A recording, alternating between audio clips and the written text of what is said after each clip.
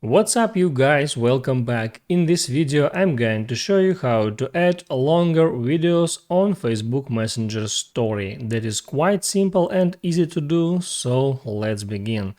And first open up your Messenger application and next select your stories, and if you tap on add story right there, and if you select video longer than 15 seconds like this one, you see that it says that your video is too long and it automatically cut it to 15 seconds. So in order to add video longer than 15 seconds, you need to do the following. Go back at that step and here select your camera.